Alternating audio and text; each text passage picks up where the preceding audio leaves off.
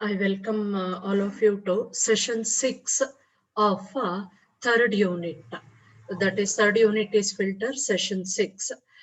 Till now, we have gone through the low pass filter and high pass filter. That is of constant K type. And we have dealt with the design of both the low pass and high pass constant K filters, right? And in the low pass filter, we have gone through few problems also, how to deal with the problems. Okay, different types of problems we have dealt with. Today we shall take up the few problems, few just example problems on your high pass filter. Okay, few problems we shall go through that. Before going to that, just we shall recall all the formulas that are there in the high pass filter.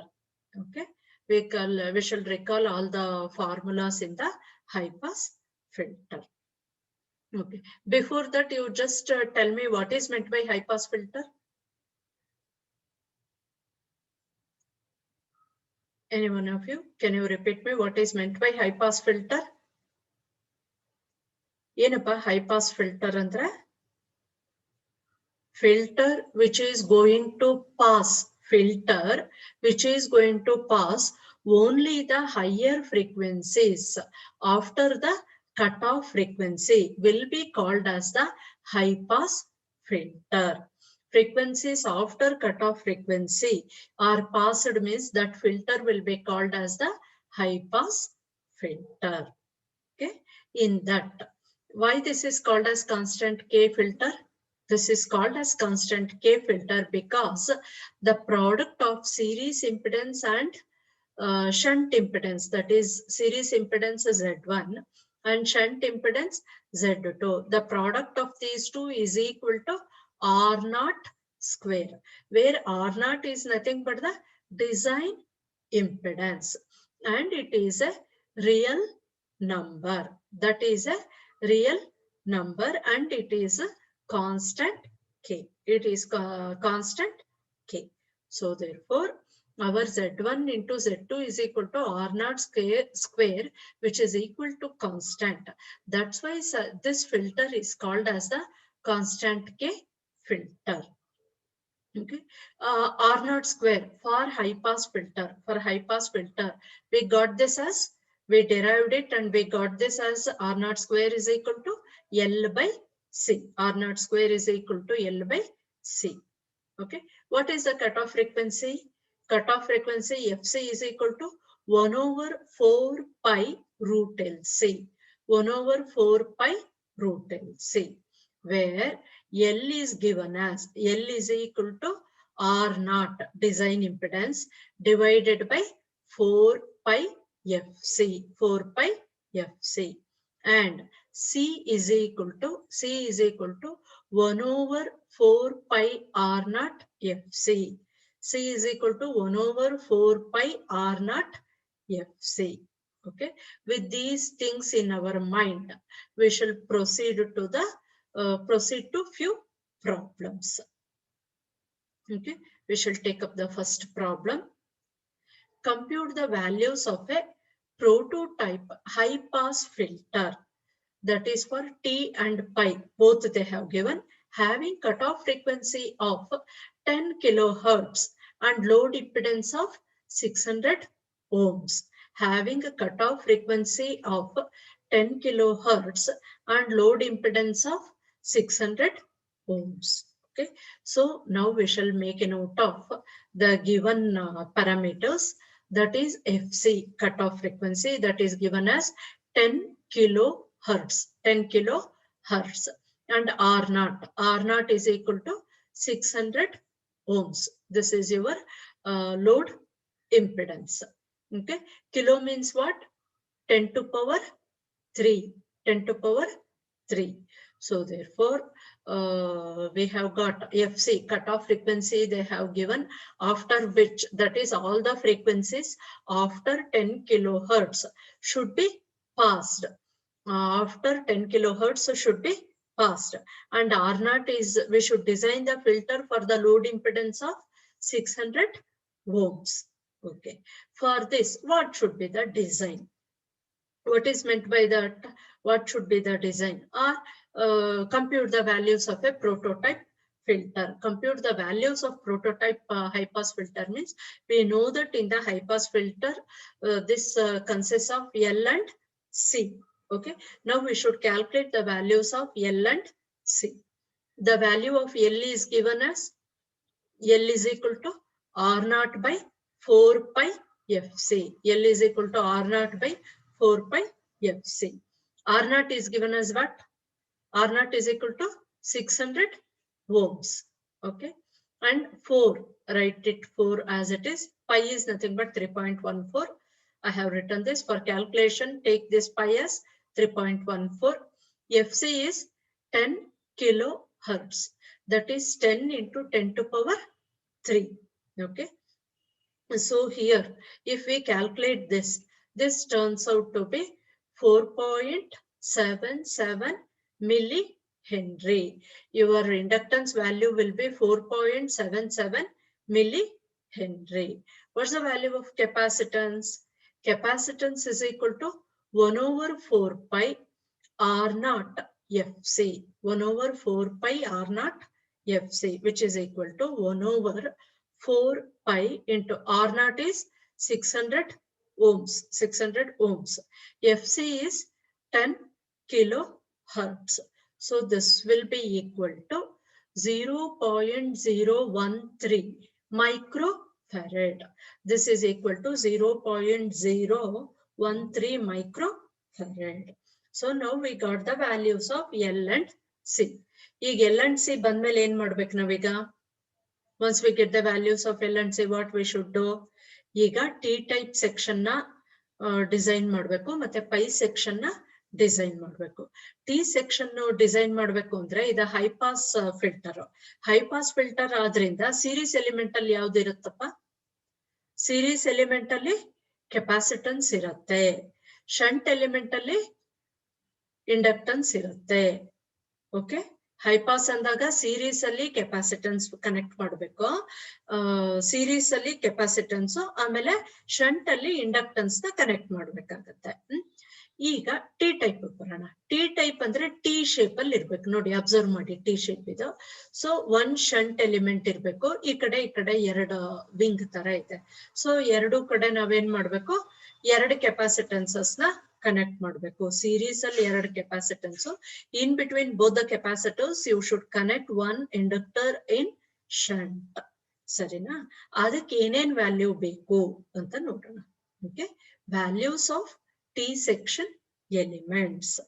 L ಏನಾಗುತ್ತೆ? ಒಂದೇ L ಇರುತ್ತೆ. So this is L is equal to ಇಲ್ಲಿ ಏನ್ ಬಂದಿದೆಯೋ ಅದೇ value ಇರುತ್ತೆ. 4.77 milli henry. L value will be 4.77 milli henry. Capacitors ಎಷ್ಟು connect ಮಾಡಬೇಕು? 2 ಕೆಪಾಸಿಟರ್ ಕನೆಕ್ಟ್ ಮಾಡಬೇಕು. That is 2C. 2C is equal to 0.026 microfarad. 0.026 microfarad. This whatever the C you are going to get here into 2, ಇದನ್ನ into 2 ಮಾಡಿ. ಅವಾಗ ಏನಾಗುತ್ತೆ? 0.026 microfarad ಆಗತ್ತೆ. ಈಗ ಇದಕ್ಕೊಂದು ಸರ್ಕ್ಯೂಟ್ ಬರೀರಿ. ಈಗ ಎಲ್ಲೂ 2C ವ್ಯಾಲ್ಯೂಸ್ ಬಂದ ತಕ್ಷಣ ಏನ್ ಮಾಡ್ಬೇಕು? ಸರ್ಕ್ಯೂಟ್ ಬರೀಬೇಕು. Write the circuit. ಇದು ಟಿ ಸೆಕ್ಷನ್ ಸರ್ಕ್ಯೂಟ್. ಹೇಗ್ ಬರೆದ್ರಿ? 2 2C ತಗೊಂಡು you connected here the value with 2C. Value of capacitance is 2C. That is 0.026 microfarad. ಈ ವ್ಯಾಲ್ಯೂದು 2 ಕೆಪಾಸಿಟನ್ಸ್ ತಗೊಂಡು 2 ಸೀರೀಸ್ ಅಲ್ಲಿ ಕನೆಕ್ಟ್ ಮಾಡಿದ್ರೆ, 2 ಸೀರೀಸ್ ಅಲ್ಲಿ ಕನೆಕ್ಟ್ ಮಾಡಿ ಒಂದು ಇಂಡಕ್ಟನ್ಸ್ ತಗೊಂಡ್ರೆ 4.77 ಮಿಲಿ ಹೆನ್ರಿ, ಅದನ್ನ ಶಂಟ್ ಅಲ್ಲಿ ಕನೆಕ್ಟ್ ಮಾಡಿದ್ರಿ. So this is your T type high pass filter. T type high pass filter. ಓಕೆನಾ? ಅದನ್ನೇ ಈಗ ಪೈ ನೆಟ್ವರ್ಕ್ ಅಲ್ಲಿ ಕನೆಕ್ಟ್ ಮಾಡ್ಬೇಕು ಅಂದ್ರೆ ಹೇಗ್ ಕನೆಕ್ಟ್ ಮಾಡ್ತೀರಾ? Pi means observe the shape of your pi. That is nothing but you will be having 2 limbs on both the sides of your capacitor. Okay. So series al capacitor irbekadrinda C direct agi ಇಲ್ಲಿ ಹಾಕೊಳ್ಳಿ. See whatever the C it is there you have calculated. Put that C here. ಆಮೇಲೆ 2 inductor ಬೇಕು. What should be the values of your inductances? It is 2L. 2L ಅಂದಾಗ ಎಷ್ಟು ಬರುತ್ತೆ value? 9.54 milli henry. So 9.54 milli ಹೆನ್ರಿದು ಎರಡು inductance ತಗೊಂಡು ಇಲ್ಲೊಂದು inductance ನ ಕನೆಕ್ಟ್ ಮಾಡಿ. Connect two inductances. Connect two inductances. Okay. So this will be your pi type filter. This is a pi type filter. Okay. So next we shall proceed to another problem. Got it now? Understood now? Okay. I'll just move on to the next problem. In that we are dealing with compute the values of a prototype high pass filter. Again, we should calculate T and pi type having cutoff frequency of 2 kilohertz and load impedance of 600 ohms. Illeshittu value, your load impedance was 600 ohms, I think. 600 ohms, 10 kilohertz ittu. ಈಗ ಏನ್ ಮಾಡ್ಬೇಕು ನೀವು? 500 ohms ಗೆ this is for 2 kilohertz. I'll 10 kilohertz ಮಾಡಿದ್ರೆ ಇಲ್ಲಿ 2 kilohertz ಮಾಡಿ. So what you should do? First, write all the given data. Given cutoff frequency FC is equal to 2 kilohertz and R0 is equal to 500 ohms. Okay. Then you write the values of L and C. What's the value of L? L is equal to R0 divided by 4 pi FC. L is equal to R0 divided by 4 pi FC. Okay. And C is equal to 1 over 4 pi R0 FC. C is equal to 1 over 4 pi R0 FC. Okay. So, ಈಗ ಎಲ್ಲಿಗೆ ಬನ್ನಿ? R0 ಎಂದರೆ ಎಷ್ಟಪ್ಪ? 500 ohm ಇದೆ. So 500 ಬರ್ಕೊಳ್ಳಿ. Divided by 4 ಹಾಗೆ ಬರೀರಿ. Pi ಅಂದ್ರೆ 3.14. FC ಇದ್ರೆ 2 kilo hertz. 2 into 10 to power 3 hertz. Okay, which is equal to 19.89 milli henry. Milli ಇದ್ರೆ 10 to power -3. Okay. Now C. C is equal to 1 over 4 pi R0 FC. C is equal to 1 over 4 pi R0 FC, which is equal to 1 divided by 4 pi. 4 constant ಹಾಗೆ ಬರೀರಿ. pi 3.14 ಹಾಕೊಳ್ಳಿ. R0 500 ohms. Okay. FC 2 kilohertz. 2 into 10 to power 3. 2 into 10 to power 3 hertz. So which is equal to 0.079 microfarad. Okay. ಈಗ ಎಲ್ಲೂ ಮತ್ತೆ C values ಬಂತು. C is equal to 0.079 microfarad. ಎಲ್ಲೂ ಮತ್ತೆ C ಬಂದ್ಮೇಲೆ ಏನ್ ಮಾಡ್ಬೇಕು? ಈಗ ಎರಡು ಮಾಡ್ಬೇಕಿಲ್ಲಿ ನಾವು. T ಸೆಕ್ಷನ್ ನ ಡಿಸೈನ್ ಮಾಡ್ಬೇಕು, ಪೈ ಟೈಪ್ ಸೆಕ್ಷನ್ ನ ಡಿಸೈನ್ ಮಾಡ್ಬೇಕು. ಎಲ್ಲೂ C ವ್ಯಾಲ್ಯೂಸ್ ಇಲ್ಲಿ ಬಂತು. ಆಗ್ಲೇ ಹೇಳ್ದೆ ಅಲ್ವಾ, ಹೈ ಪಾಸ್ ಫಿಲ್ಟರ್ ಅಂದ್ರೇನು? ಕೆಪಾಸಿಟನ್ಸ್ ಸೀರೀಸ್ ಅಲ್ಲಿ ಇರತ್ತೆ. ಓಕೆನಾ? ಟಿ ಫಿಲ್ಟರ್ ಅಂದ್ರೆ ಹೇಗಿರತ್ತೆ? You will be having T section, that is ಎರಡು ಕೆಪಾಸಿಟನ್ಸ್ ಇರತ್ತೆ, ಒಂದು ಇಂಡಕ್ಟನ್ಸ್ ಇರುತ್ತೆ. ಇದು ಟಿ ಶೇಪ್ ಅಲ್ಲಿ ಇದೆ ತಾನೆ, ನೋಡಿ ಅಬ್ಸರ್ವ್ ಮಾಡಿ, ಟಿ ಶೇಪ್ ಅಲ್ಲಿ ಇದೆ ಇದು. ಅದಕ್ಕೆ ಇದನ್ನ T filter or T type design ಅಂತ ಕರಿತೀವಿ. ಈಗ ಇಲ್ಲಿ ವ್ಯಾಲ್ಯೂಸ್ ಏನ್ ಮಾಡ್ಬೇಕು? ನಮ್ಗೆ ಇಲ್ಲಿ ಕ್ಯಾಲ್ಕುಲೇಟ್ ಮಾಡಿರೋದು ಒಂದೇ ಸಿ ಕ್ಯಾಲ್ಕುಲೇಟ್ ಮಾಡಿದೀವಿ, ಬಟ್ ಇಲ್ಲಿ 2 ಸಿ ಕನೆಕ್ಟ್ ಮಾಡ್ಬೇಕು ಸೀರೀಸ್ ಅಲ್ಲಿ. ಆವಾಗ ಯಾವ ತರ ಕನೆಕ್ಟ್ ಮಾಡ್ತೀರಾ? 2 ಸಿ ಕ್ಯಾಲ್ಕುಲೇಟ್ ಮಾಡ್ತೀರಾ. ಇಲ್ಲಿ ಸಿ ಏನ್ ಬಂದಿದ್ಯೋ ಇದು ಇಂಟು 2 ಮಾಡಿ. ಇದು ಇಂಟು 2 ಮಾಡಿದ್ರೆ ನಿಮ್ಗೆ ಎಷ್ಟು ಬರುತ್ತಿದ್ದು? 0.159 ಮೈಕ್ರೋಫೆರಡ್ ಬರುತ್ತೆ. 0.159 ಮೈಕ್ರೋಫೆರಡ್. Okay, ಸೊ ಈ 2C ವ್ಯಾಲ್ಯೂ 0.159 ಮೈಕ್ರೋಫೆರಡ್ ಅಂತದ್ದು 2 ಕೆಪಾಸಿಟರ್ ತಗೊಂಡು ಎರಡನ್ನು ಸೀರೀಸ್ ಅಲ್ಲಿ ಕನೆಕ್ಟ್ ಮಾಡಿ. ಅದಾದ್ಮೇಲೆ ಏನ್ ಮಾಡ್ತೀರಾ, ಟೇಕ್ 1L ಒಂದೇ ಇಂಡಕ್ಟೆನ್ಸ್ ತಗೊಳ್ಳಿ. ವ್ಯಾಲ್ಯೂ ಎಷ್ಟಿರ್ಬೇಕು ಅದ್ರದ್ದು 19.89 ಮಿಲಿ ಹೆನ್ರಿ ಇರ್ಬೇಕು. ಅಷ್ಟು ಇಂಡಕ್ಟೆನ್ಸ್ ನ ತಗೊಂಡು ಅದನ್ನ ಈ 2 ಕೆಪಾಸಿಟರ್ ಮಧ್ಯೆ ಆ ಇಂಡಕ್ಟೆನ್ಸ್ ನ ಹಾಕಿ. L is equal to 19.89 millihenry. This will be called as the T section, values of T section elements. Okay na? ಈಗ ಇದನ್ನ ಪೈ ಫಿಲ್ಟರ್ಗೆ ಮಾಡೋಣಂತೆ. ಎಲ್ಲೂ ಸಿ ಇದೆ, ಇದನ್ನ ಇಟ್ಕೊಂಡು pi section result. Okay, pi section ಮಾಡ್ತೀವಿ ಇಂದಾಗ ಹೇಗಿರುತ್ತೆ, ಫಸ್ಟ್ ಪೈ ಸೆಕ್ಷನ್ ಹೇಗಿರುತ್ತೆ, pi section is nothing but you will be having one capacitance, ಒಂದು ಕೆಪಾಸಿಟನ್ಸ್ ಇರುತ್ತೆ, 2 ಇಂಡಕ್ಟನ್ಸ್ ಇರುತ್ತೆ.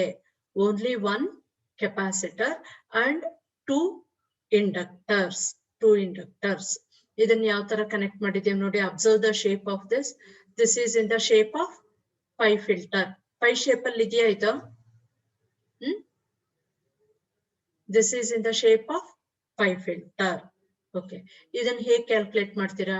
ಈಗ ಇಲ್ಲಿ ಸಿ ಒಂದೇ ಸಿ ಇದೆ, ಸೊ ನೋ ಪ್ರಾಬ್ಲಮ್. ಅಲ್ಲಿ ಏನ್ ನಾವು ಸಿ ಕ್ಯಾಲ್ಕುಲೇಟ್ ಮಾಡಿದೀವಿ, ಇಲ್ಲಿ ಸಿ ಏನ್ ಬಂತಪ್ಪ ವ್ಯಾಲ್ಯೂ 0.079 ಮೈಕ್ರೋಫೆರಡ್ ಬಂತು.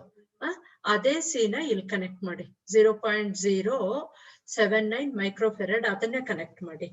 ಆಯ್ತಾ? ಸಿ ನ ಈಗ ಎಲ್ ಏನ್ ಮಾಡ್ಬೇಕು, 2 ಎಲ್ ಕನೆಕ್ಟ್ ಮಾಡ್ಬೇಕು. ಅದ್ರ ವ್ಯಾಲ್ಯೂಸ್ ಎಷ್ಟೆಷ್ಟು ಇರ್ಬೇಕು, 2L ಇರಬೇಕು. 2L ಇದ್ರದ್ದು ವ್ಯಾಲ್ಯೂ ಏನಾಗುತ್ತೆ ನಿಮ್ಗೆ, this will become 2L value ಎಷ್ಟಾಗುತ್ತೆ, ಎಲ್ ವ್ಯಾಲ್ಯೂ ಎಷ್ಟಿದೆ ನೋಡಿ, ಎಲ್ ವ್ಯಾಲ್ಯೂ 19.89 ಮಿಲಿ ಹೆನ್ರಿ ಇದೆ. ದಿಸ್ ಇಂಟು 2 ಮಾಡಿ, ಇದನ್ನ ಮಲ್ಟಿಪ್ಲೈ ಬೈ 2 ಮಾಡಿ, you are going to get this as 39.79 milli henry.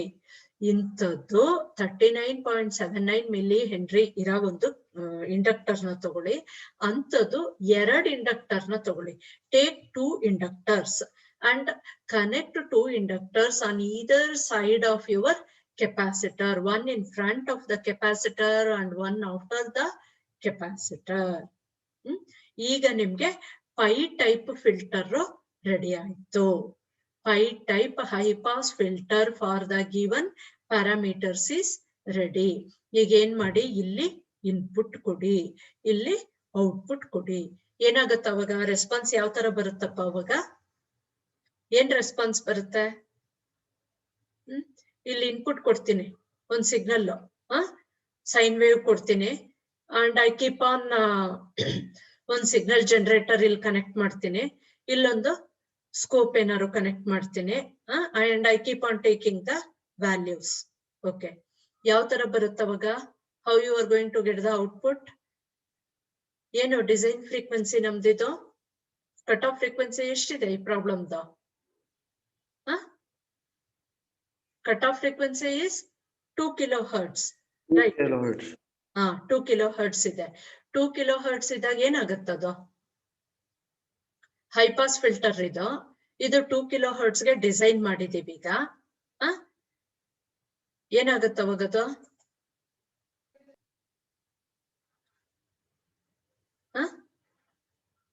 ಏನ್ ಬರುತ್ತೆ ಔಟ್ಪುಟ್? 2 ಕಿಲೋಹರ್ಟ್ಸ್ ವರ್ಗೂ ಯಾವ ಸಿಗ್ನಲ್ಸ್ ಪಾಸ್ ಆಗಲ್ಲ. 2 ಕಿಲೋಹರ್ಟ್ಸ್ ವರ್ಗೂ ಅಟಿನಿಯೇಷನ್ ಇರುತ್ತೆ. ಓಕೆ, 2 ಕಿಲೋಹರ್ಟ್ಸ್ ವರ್ಗೂ ಅಟಿನಿಯೇಟ್ ಆಗುತ್ತೆ signal. After that, after 2 kilohertz, all the signals are passed. ಅದಕ್ಕೆ ಅಂದ್ರೆ 2 kilohertz ಆದ್ಮೇಲಿಂದ ಪಾಸ್ ಆಗುತ್ತೆ. ಅಂದ್ರೆ ಹೈಯರ್ ಫ್ರೀಕ್ವೆನ್ಸೀಸ್ ಪಾಸ್ ಆಗುತ್ತೆ, ಲೋವರ್ ಫ್ರೀಕ್ವೆನ್ಸೀಸ್ ಪಾಸ್ ಆಗೋದಿಲ್ಲ. ಅದಕ್ಕೆ ಇದನ್ನ ಹೈ ಪಾಸ್ ಫಿಲ್ಟರ್ ಅನ್ನೋದು. That's why this is called as a high pass filter. ಅರ್ಥ ಆಯ್ತಾ? Jayant, you need any repetition? Yadunandan? No. Okay. So ಅರ್ಥ ಆಯ್ತಲ್ವಾ? ಈಗ ನೀವು ಈ ಸರ್ಕ್ಯೂಟ್ಗೆ ಇನ್ಪುಟ್ ಕೊಟ್ಟು ಔಟ್ಪುಟ್ ನೋಡಿದ್ರು, ಇದಕ್ಕೆ ಕೊಟ್ರು ಟಿ ಟೈಪ್ ಕೊಡಿ ಇಲ್ಲ ಪೈ ಟೈಪ್ ಕೊಡಿ, output will not be different, ಎರಡೂ ಸೇಮೇ ಬರುತ್ತೆ. ಇನ್ ಬೋತ್ ದ ಥಿಂಗ್ಸ್ ಇಲ್ಲಿ ಕನೆಕ್ಟ್ ಮಾಡಿದ ತಕ್ಷಣ ಏನೋ ಲೋ ಪಾಸ್ ತರ ಬಂದ್ಬಿಡ್ತು, ಆಗಲ್ಲ. ಇಲ್ಲೂ ಹೈ ಪಾಸ್ ಫಿಲ್ಟರ್, ಅದು high pass filter. Okay, your output won't change. Okay, but starting ಏನಾಗುತ್ತೆ ಅಂದ್ರೆ you will get the curve as the slope. ಇಲ್ಲಿ ಏನಾಗುತ್ತೆ, ಇಲ್ಲಿ ಒಂದು ಸಿಗ್ನಲ್ ಜನರೇಟರ್ ಕನೆಕ್ಟ್ ಮಾಡ್ಬಿಟ್ಟು ಫ್ರೀಕ್ವೆನ್ಸಿನ ಸ್ಟಾರ್ಟ್ ಮಾಡಿ ಸಮ್ ಡಿಸಿ ಇದ್ರೆ 0, ಅದಾದ್ಮೇಲಿಂದ ನಿಧಾನಕ್ಕೆ ಇಲ್ಲಿ ಫ್ರೀಕ್ವೆನ್ಸಿ ಇನ್ಕ್ರೀಸ್ ಮಾಡ್ತಾ ಹೋಗಿ, ಅವಾಗ ಇಲ್ಲೇನಾಗುತ್ತೆ output it goes on increasing. ನಿಧಾನಕ್ಕೆ ಸ್ವಲ್ಪ ಫ್ರೀಕ್ವೆನ್ಸೀಸ್ ಬರದೇ ಇಲ್ಲ, ಔಟ್ಪುಟ್ ಬರೋದಿಲ್ಲ, ಆಮೇಲಿಂದ ನಿಧಾನಕ್ಕೆ it starts increasing. Your frequency starts your output starts increasing. Output ಅಂದ್ರೆ ಆಂಪ್ಲಿಟ್ಯೂಡ್, ವೋಲ್ಟೇಜ್ ನಿಧಾನಕ್ಕೆ ಇನ್ಕ್ರೀಸ್ ಆಗುತ್ತೆ. ಇಲ್ಲಿ ಇನ್ಕ್ರೀಸ್ ಆಗ್ಬಿಟ್ಟು ಒಂದು 2 kHz ಆದ್ಮೇಲಿಂದ ಇಲ್ಲಿ ಇನ್ಪುಟ್ ಏನ್ ಕನೆಕ್ಟ್ ಮಾಡಿರ್ತೀರೋ ಅಷ್ಟೇ ಔಟ್ಪುಟ್ ಬರುತ್ತೆ. ಇಲ್ಲಿ there may be small attenuation. ಈಗ ಜಸ್ಟ್ ಫಾರ್ ಎಕ್ಸಾಂಪಲ್ ಇಟ್ಕೊಳ್ಳಿ, ಈಗ ಇಲ್ಲೇನೋ ಒಂದು 1 kV ಕೊಡ್ತೀರಾ ಅಂತ ಇಟ್ಕೊಳ್ಳಿ. ಸಾರಿ, ಕಿಲೋ ಎಲ್ಲ ಕೊಡೋದಿಲ್ಲ, ಇಲ್ಲಿ 1 mV ಅಥವಾ 1 V ಆ ತರ ಕೊಡ್ತೀರಾ ಅನ್ಕೊಳ್ಳಿ. ಇಲ್ಲಿ 1 V ಕೊಟ್ಟಾಗ ಏನಾಗುತ್ತೆ, ಇಲ್ಲಿ ನಿಮ್ಗೆ 0.9 volts ಬರ್ಬೋದು, because of a small attenuation through this. ಒಂದು ಸ್ಮಾಲ್ ರೆಸಿಸ್ಟೆನ್ಸ್ ಇರೋದ್ರಿಂದ ಇಲ್ಲೇನೋ ಆಂಪ್ಲಿಫಿಕೇಶನ್ ಹಾಕೊಂಡಿಲ್ಲ ನಾವು, ಹಾಗಾಗಿ ಒಂದು ಸ್ಮಾಲ್ ಅಟೆನ್ಯೂಯೇಷನ್ ಇರುತ್ತೆ. Except that attenuation, all the signal what is there in the input it will be passed to output. So 1 V ಏನೋ ಇಲ್ಲಿ ಕನೆಕ್ಟ್ ಮಾಡಿದೀರಾ ಅಂದ್ರೆ ಇಲ್ಲಿ ನಿಮ್ಗೆ 0.9 ಅಥವಾ 0.95 ಅಥವಾ 0.97 ಆ ತರ ಬರ್ಬೋದು ಔಟ್ಪುಟ್ ವೋಲ್ಟೇಜ್. ಓಕೆನಾ? That will be called as high pass filter. ಅಂದ್ರೆ 2 kHz ವರ್ಗುನು ನಿಮ್ಗೆ ಸಿಗ್ನಲ್ ಅಟೆನ್ಯೂಯೇಟ್ ಆಗುತ್ತೆ. ಸಿಗ್ನಲ್ಸ್ 2 kHz ವರ್ಗು frequency some 1 2 3 10 Hz, 100 Hz, 200 Hz, 1 kHz, 1.5 kHz, 2 kHz ವರ್ಗು ಆ ತರ ಆಗುತ್ತೆ. ಆಫ್ಟರ್ 2 kHz ಏನಾಗುತ್ತೆ, ಇಲ್ಲಿ ಏನ್ ಸಿಗ್ನಲ್ ಕೊಟ್ಟಿರ್ತಿರೋ ಇನ್ಪುಟ್, ಇಲ್ಲಿ ಅದೇ ಸಿಗ್ನಲ್ ಬರುತ್ತೆ. That is all the signals with frequencies greater than 2 kHz it will be passed. ಅಂದ್ರೆ ಹೈಯರ್ ಫ್ರೀಕ್ವೆನ್ಸೀಸ್ ಎಲ್ಲ ಪಾಸ್ ಆಗುತ್ತೆ. Got the concept? No concept ಅರ್ಥ ಆಯ್ತಪ್ಪ? Okay, so thank you. I think we have only one session in this unit which is going to complete your unit. Okay, thank you. Thank you.